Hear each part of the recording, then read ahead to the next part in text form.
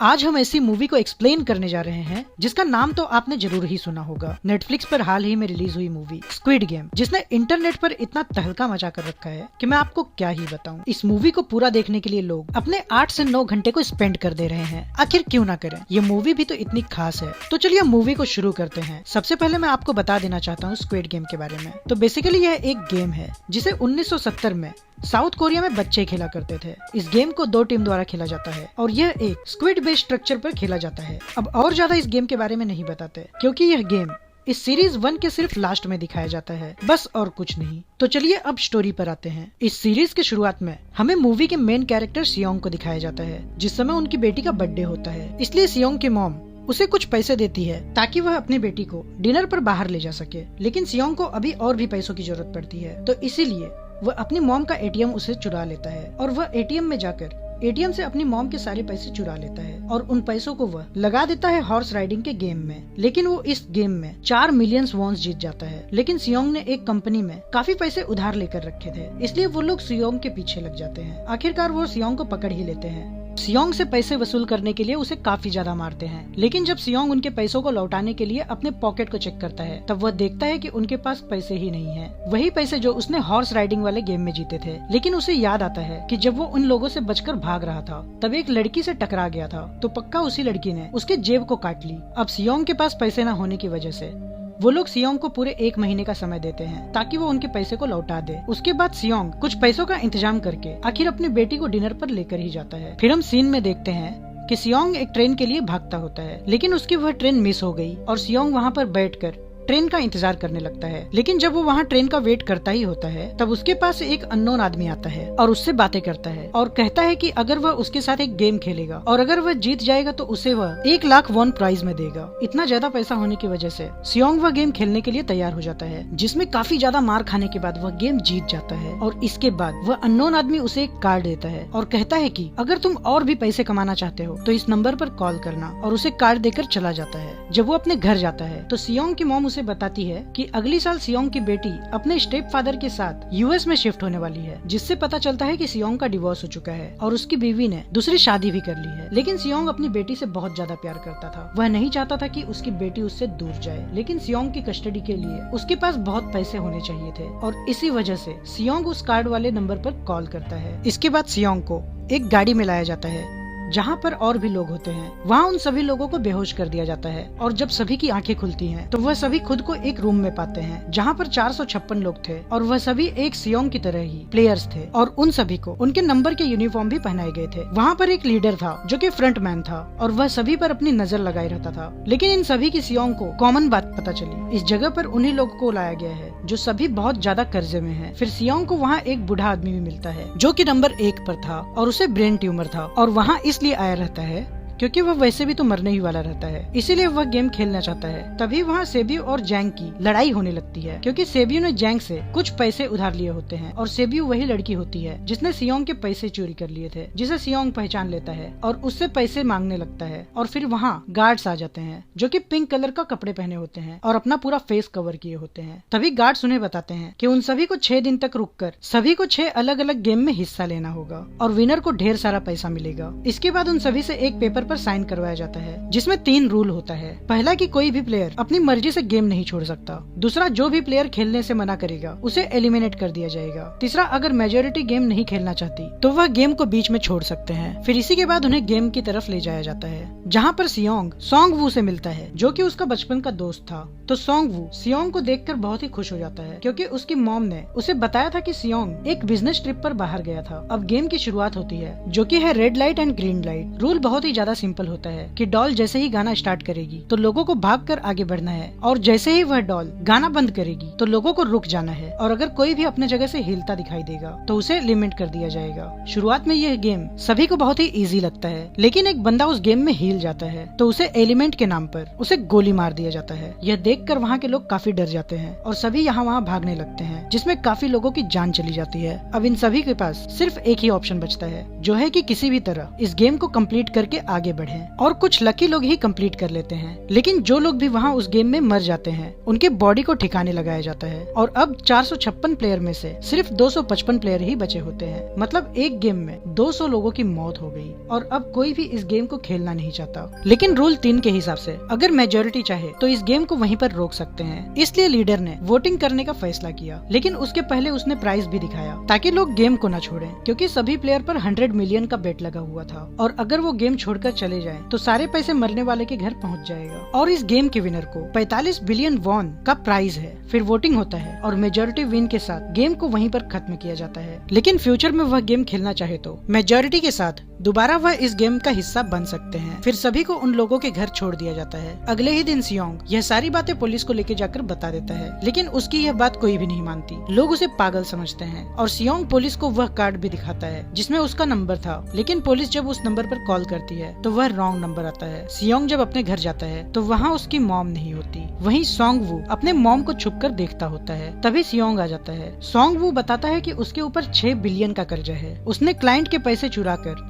Stock market में लगा दिया था और वो सारे पैसे डूब गए। तभी सियोंग को हॉस्पिटल से कॉल आता है। सियोंग के मॉम का पैर में चोट लगी थी और डायबिटीज का ठीक से इलाज न होने के कारण वो बहुत ज्यादा बढ़ जाता है और वह डॉक्टर उन्हें बताता है कि उनका इलाज पॉसिबल है, लेकिन उसमें उनकी मॉम का पैर काटना पड़ेगा जिसमें काफी भारी खर्चा होने वाला है और सियोंग के पास इतने पैसे नहीं होते, जबकि सियोंग ने उसकी माँ का इंश्योरेंस भी पैसा खत्म कर दिया था। इसलिए सियोंग पैसे जमा करने के लिए अपनी वाइफ के पास जाता है, लेकिन वह उसे मना कर देती है और अपने हस्बैंड को बता देती है कि सियोंग आकर उससे पैसे मांग रहा था। तो उसका हस्बैंड आकर उसे कुछ पैसे दे देता है और बोलता है कि उसकी फैमिली से दूर रहे और इस बात पर सियोंग और उसके बीच झगड़ा हो जाता है। लेकिन तभी उसकी बेटी उसे देख लेती है। उसी समय हम देखते हैं कि एक अली नाम का बंदा है जो अपने बॉस से कुछ पैसे मांगने जाता है, लेकिन उसका बॉस उससे मना कर देता है, जिससे उनके बीच झगड़ा हो जाता है और एक्सीडेंटली उसके बॉस का हाथ कट जाता है और अली वहाँ से भाग जाता है और अली अपने घर पहुँचकर अपनी वाइफ को पैसे देकर पहली फ्लाइट से वहाँ से जाने के लिए कह देता है। दूसरी तरफ सेब्यू एक एजेंट से मिलती है क्योंकि उसकी माँ को नॉर्थ कोरिया से साउथ कोरिया लाना होता है, जिसमें काफी पैसों की जरूरत होगी। उसने पहले भी इसके पैसे दिए होते हैं, लेकिन एक बंदा उसके पैसे लेकर भाग जाता है और सेब्यू ने अपने छोटे भाई को प्रॉमिस किया था कि वो किसी भी हालत में उसकी माँ को लाएगी। इसके बाद हमें ऑफिसर होंग को दिखाते हैं, लेकिन होंग का भाई कुछ दिनों से गायब होता है और वो अपना फोन भी नहीं उठा रहा होता। इसलिए होंग अपने भाई के घर जाता है और वहाँ भी उसे पता चलता है कि वो काफी दिनों से घर नहीं आया है। जब होंग घर की तलाशी करता है तो वहाँ उसे वही कार्ड मिलता है जो कि सियोंग के पास भी वही था। इसलिए होंग सियोंग से मिलकर इसके बारे में पूछता है, लेकिन सियोंग उसे कुछ भी नहीं बताता। जब सियोंग दोबारा अपने घर जाता है तो उसे भी वही कार्ड दोबारा मिलता है। इसलिए वह डिसाइड करता है कि वह दोबारा उस गेम को खेलने के लिए जाएगा। उसी तरह दोबारा सियोंग को वहाँ से ले जाया जाता है, लेकिन होंग उस गाड़ी का पीछा करते हुए किसी तरह उसमें के एक गार्ड को मार डालता है और उसके कपड़े को पहन लेता है। अब गार्ड्स में एक पुलिस वाले की एंट्री हो जाती है। अब सभी को शिप के हेल्प से एक आइलैंड पर ले जाया जाता है और वहाँ फैसिलिटी में रखते हैं, जहाँ उन्हें 255 में से 187 प्लेयर दोबारा हिस्सा लेने के लिए आ जाते हैं। लेकिन किसी को कोई पता नहीं होता कि आखिर अगला गेम कौन सा है, लेकिन वो अपनी अलग अलग टीम बना लेते हैं। और दूसरी तरफ सेडी और एक लड़की वॉशरूम में जाते हैं, जहाँ वो छुपकर छानबीन करने लगती है और वह देखती है कि वो लोग कुछ बना रहे हैं जिसमें उन्होंने शुगर मिलाया है। लेकिन उसी समय गार्ड को उन पर शक हो जाता है और उन्हें देखने के लिए आता है, लेकिन सेड्यू तब तक वहाँ तक पहुँच जाती है। अब सेब्यू जब उस बारे में बात करती होती है तो सोंग वो सब सुन लेता है, जिसके बाद वो सेब्यू से सब पता कर लेता है कि वो लोग बड़े बर्तन में कुछ पका रहे होते हैं। फिर जब उन सभी लोगों को प्लेग्राउंड में गेम के लिए बुलाया जाता है तो वहाँ 4 शेप होते हैं, जिसे देखकर सोंग वो समझ जाता है और जिसमें वह एक टीम बनाकर सभी को अलग अलग शेप लेने के लिए कहता है। उस गेम में उन्हें शेप को काट कर सही तरीके से निकालना होता है और शेप टूटने पर उन्हें एलिमेंट कर दिया जाता है, जिसमें सोंग वो आसानी से गेम खेल लेता है। लेकिन शियोंग की तो लग जाती है, लेकिन उसने अपने गजब तरीके से वो भी उस गेम में पास हो जाता है। अब सभी को रूम में लाया जाता है, जहाँ अब सिर्फ 109 लोग ही प्लेयर बचे थे। अब खाने के समय जैंग की एक बंदे के साथ लड़ाई हो जाती है, जिसमें जैंग उस बंदे को मार डालता है, जिससे एक बंदा एलिमेंट और हो जाता है। अब दूसरी ओर एक डॉक्टर होता है जो कि गार्ड से मिला होता है। वह मरे हुए लोगों का ऑर्गन निकालकर चाइनीज लोगों को बेचता है और गार्ड्स के कुछ मेंबर कंट्रोल रूम में भी थे, जहां वो फुटेजेस को डिलीट कर देते थे और डॉक्टर उस गेम में सरवाइव कर सके, इसलिए वो उन्हें गेम के बारे में बता दिया करते थे। इसलिए गार्ड उस डॉक्टर को बता देता है कि लोगों को जानबूझकर कम खाना दिया गया है ताकि खाने को लेकर लोगों के बीच में झगड़ा हो और 30 मिनट में लाइट ऑफ होने वाली है और सॉन्ग वो को पता होता है कि जैंग की टीम क्या करने वाली है, इसलिए वह अपने टीम को इकट्ठा करता है। लेकिन डॉक्टर भी जैंग की टीम में होता है और उसे सब बता देता है कि अगला गेम क्या होने वाला है। 30 मिनट में लाइट ऑफ हो जाती है और जैंग अपने लोगों के साथ मिलकर सभी लोगों को मारने लगते हैं। अब लाइट ऑन होते ही गार्ड सभी को रोक लेते हैं और 107 लोगों में से 80 लोग बच जाते हैं। अब सभी को थर्ड गेम के लिए लिया जाया जाता है, जिसमें सभी को 10-10 की टीम बनानी होती है। जैंग को गेम के बारे में पहले से ही पता होता है, इसलिए वह सभी मर्दों को अपनी ओर कर लेता है और लड़कियों को निकाल देता है। यह एक टैग ऑफ वार का गेम होता है, जिसमें एक टीम दूसरे टीम को खींचती है। हारने वाली टीम खींचकर खाई में गिरा दी जाती है। जैंग तो वह गेम बड़ी आसानी से जीत जाता है। वहीं सियोंग की टीम जैसे तैसे वो भी गेम जीत जाती है और अब सिर्फ 40 लोग बचे होते हैं। तभी 30 मिनट में लाइट ऑफ होने वाली होती है, इसलिए सियोंग की टीम पहले से ही चौकन्नी होती है। लेकिन जैंग के टीम में बहुत ही डेंजर लोग होते हैं। उसे भी यह डर लगा होता है कि कहीं लोग उसे ही ना मार डालें, इसलिए लोगों को मारने वाला प्लान वह कैंसिल कर देता है। दूसरी ओर डॉक्टर ऑर्गन्स निकालता होता है और गार्ड्स को उन ऑर्गन्स का डिलीवरी करने वीआईपी टीम्स के पास जाना होता है। लेकिन उन लोगों के बीच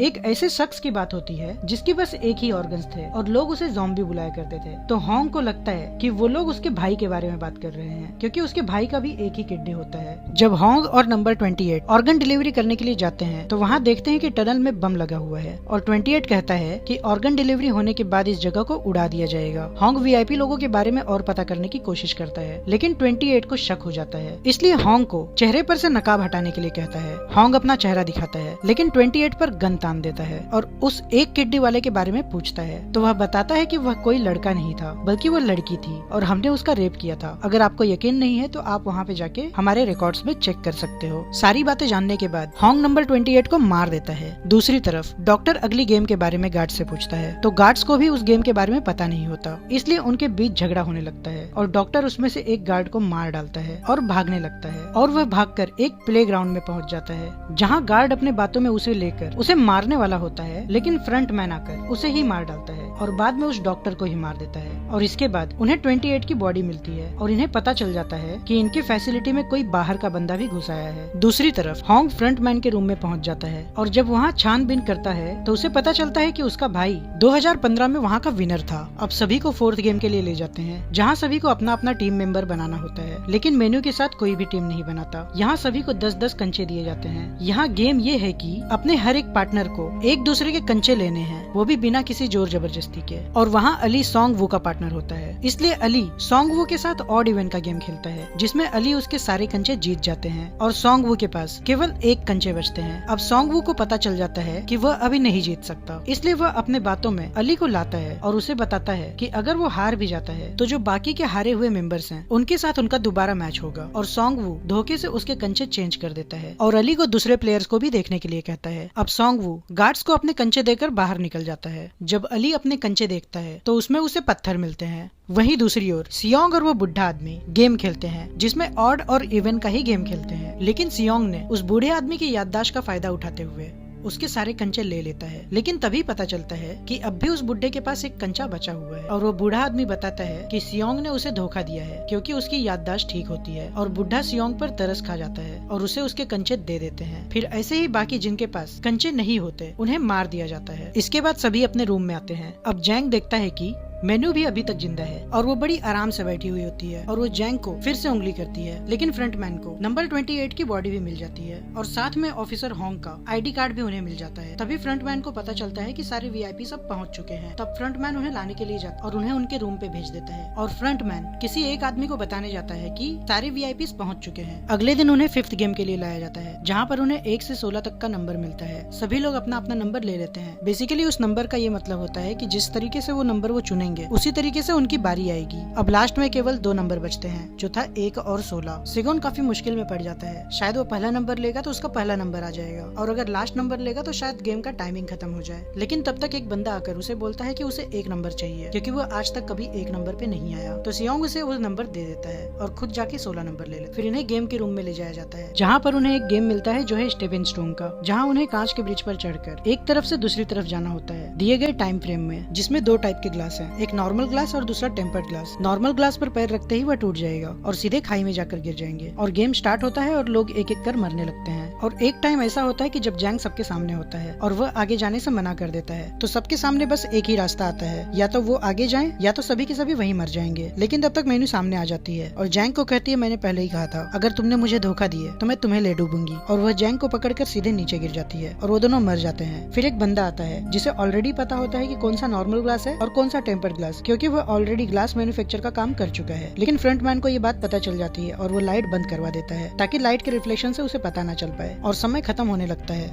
इसलिए सॉन्गवू उसे धक्का देकर आगे बढ़ना स्टार्ट कर देते हैं और वक्त खत्म ही होने वाला रहता है, लेकिन तब तक वो लोग पहुंच जाते हैं। लेकिन ग्लास के टूटने की वजह से उन्हें चोट लग जाती है। वहीं होंग एक सर्वेंट को बेहोश करके उसकी जगह ले लिया था और एक वीआईपी को होंग बहुत पसंद आ जाता है और वो उसे उसका मास्क निकालने के लिए कहता है। लेकिन होंग कहता है कि वो उसे अंदर जाके मास्क निकालेगा और होंग वीआईपी को अंदर लेकर चला जाता है। यहाँ वीआईपी उसे खुश करने के लिए कहता है, लेकिन होंग उसे बेहोश कर देता है और यह बात फ्रंटमैन को पता चल जाती है। अब फ्रंटमैन उसका पीछा करता है और होंग को देख लेता है। होंग एक आइलैंड पे पहुंच जाता है और फ्रंटमैन भी उसका पीछा करते हुए वहाँ पहुंच जाता है। होंग अपने सीनियर को कॉल करता है लेकिन वह कट जाता है। फिर होंग सारे सबूत वहाँ पे मैसेज कर देता है, लेकिन नेटवर्क न होने की वजह से वो कुछ नहीं जाता। फिर फ्रंटमैन होंग को साथ में लेके चलने के लिए कहता है क्योंकि वही एक जरिया होता है उसे बचाने का। लेकिन होंग उस पर फायरिंग कर देता है और फ्रंटमैन अपना मास्क उतारता है और वह कोई और नहीं, वह होंग का बड़ा भाई था। इसलिए अब वो भी अपने भाई होंग को गोली मार देता है जिससे वो पानी में जा गिरता है। ग्लास टूटने की वजह से सेबू को बहुत ज्यादा चोट लग जाता है जिससे उसके खून बहुत सारे बहने लगते हैं। फिर उसके बाद तीनों को डिनर पे ले जाया जाता है और तीनों को चाकू दिया जाता है जिसमें रात में कोई भी किसी को ही मार सकता था। सिलोंग नोटिस करता है कि सेबू की हालत बहुत ज्यादा ही खराब है, इसलिए वह डिसाइड करते हैं कि वो दोनों साथ में ही रहेंगे और अगले दिन मिलकर सॉन्गवू को हरा देंगे और वो दोनों एक साथ वहाँ से निकलकर पैसे आधा आधा बांट लेंगे। लेकिन सेबू बताती है कि उसका एक छोटा भाई है जिसे वह अनाथ आश्रम छोड़ के आई है और अगर उन दोनों में से कोई एक बाहर जाता है तो वो दोनों की फैमिली का ख्याल रखेंगे। लेकिन उसी समय सेबू की हालत खराब हो जाती है और सियोंग हेल्प मांगने के लिए गार्ड्स के पास जाता है। जब वो वापस आता है तो देखता है कि सॉन्गवू ने सेबियो को मार डाला था। सॉन्गवू को पता होता है कि सेबियो को बचाने के लिए सियोंग गेम छोड़ सकता है और दोनों को कुछ नहीं मिलता। अगले ही दिन दोनों को फाइनल गेम के लिए लेके जाया जाता है और इसी गेम का नाम होता है स्क्विड गेम। सॉन्गवू टॉस जीत जाता है और वो ऑफेंस चुनता है। रूल्स बहुत ही सिंपल होता है। ऑफेंस करने वाले को स्क्विड में जाना होगा और स्क्विड के सर को अपने पैर से छूना होगा और डिफेंडर को अपने स्क्विड से बाहर फेंकना होगा और गेम स्टार्ट होता है जिसमें इन दोनों की जमकर लड़ाई होती है और लास्ट में सेंगवू की हालत खराब हो जाती है। इसलिए सेंगवू बोलता है कि वो गेम को रोकना चाहता है और सेंगवू को चलने के लिए बोलता है, लेकिन सेंगवू खुद को मार लेता है और गेम वहीं पर खत्म हो जाता है और सेंगवू वो अमाउंट जीत जाता है। घर छोड़ते वक्त फ्रंटमैन उसे कहता है कि तुमने बहुत अच्छा खेले, इतना उम्मीद नहीं था हमें, और उसे एक एटीएम दे देते हैं जिसे वह चेक करता है तो उसके अकाउंट में सारे पैसे आ चुके होते हैं और घर जाने पर उसे पता चलता है कि उसकी माँ की मौत हो चुकी है। यहाँ से कहानी 1 साल बाद शिफ्ट हो जाती है। सेंग्यू एक नशेड़ी बन चुका है और अब तक उसने जीते हुए पैसों में से 1 पैसा भी हाथ नहीं लगाया था। एक दिन सेंग्यू के पास एक औरत आती है जो कि वही कार्ड उसे दे जाती है। उस कार्ड के पीछे एक एड्रेस होता है। जब सेंग्यू वहाँ पे जाता है तो वहाँ पे वही बुढ़ा उसे मिलता है और उसे पता चलता है कि ये सब करा कराया सिर्फ उसी बुढ़े का है और वो बुढ़ा अभी भी जिंदा है। वह उसे बताता है वह अपने लाइफ से बहुत ही ज्यादा बोर हो चुका था, इसलिए उसने एक क्लाइंट के साथ ऐसा एक गेम बनाया। लेकिन इस गेम को खेलने के लिए उसने किसी को भी मजबूर नहीं किया और गेम को देखने से अच्छा उसे खेलने में है, इसलिए उसने उस गेम में पार्टिसिपेट भी किया। उसने सेबियो को जिंदा छोड़ दिया क्योंकि उसे अच्छा लगता था उसके साथ रहना और जो पैसे उसके पास है वो सब उसी के हैं। उसके बाद उस बुढ़े की मौत हो जाती है। उसके बाद सेंग्यू सेबियो के भाई के पास जाता है और उसे लेकर उसकी मॉम के पास लेके जाता है और उन्हें एक बैग देता है जिसमें काफी सारे पैसे होते हैं। उसके बाद सेंग्यू स्टेशन पर जाता है। यहाँ पर उसे वही आदमी दिखता है जो उसे पहली बार स्टेशन पर मिला था। वो उसका पीछा करता है लेकिन तब तक वो भाग जाता है। सेंग्यू उस बंदे से कार्ड छीनकर उसे कॉल करता है और पूछता है कि आखिर तुम लोग कौन हो और लोगों के साथ ऐसा खेल क्यों खेल रहे हो। इस बात पर वो रिप्लाई देता है, अगर तुम्हें जिंदा रहना है तो चुपचाप इस प्लेन में बैठ जाओ। और इसी के साथ सीजन 1 खत्म हो जाता है। दोस्तों वीडियो अगर पसंद आया तो लाइक कर देना और चैनल को सब्सक्राइब जरूर कर देना। मिलते हैं अगले वीडियो में, तब तक के लिए गुड बाय।